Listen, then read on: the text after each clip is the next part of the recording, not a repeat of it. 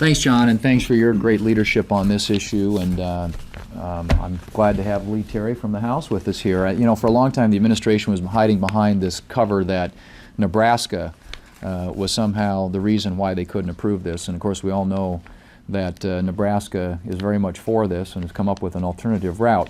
But I think the point everybody wants to make today is today the President is having his 17th news conference on energy in the last 3 months.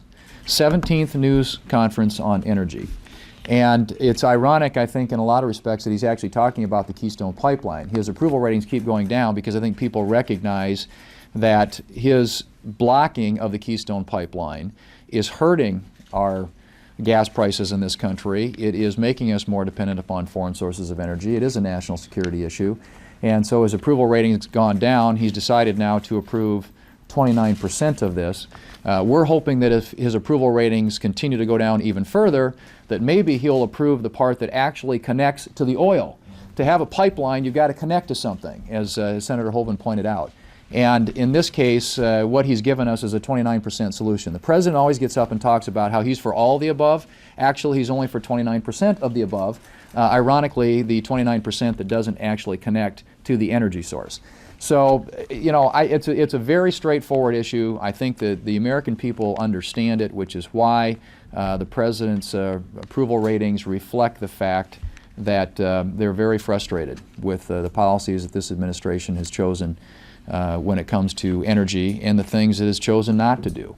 And when you have the President of the United States calling Democrat senators to try and encourage them to vote against the legislation that was on the floor a couple of weeks ago, you have somebody who is very much engaged in blocking what are serious energy solutions for America's future. And then it's just absolutely amazing that 2 weeks later he would go to Cushing, Oklahoma, and talk about approving 29% of the route, the very 29% that doesn't need his approval. The part that needs his approval, he still continues to block.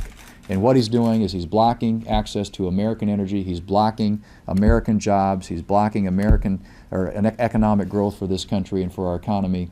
And so we hope that he will decide to not just use the 29% solution, but really support an all-of-the-above solution that includes building out the rest of the Keystone Pipeline that actually will access the energy that will make us less dependent upon foreign sources of oil.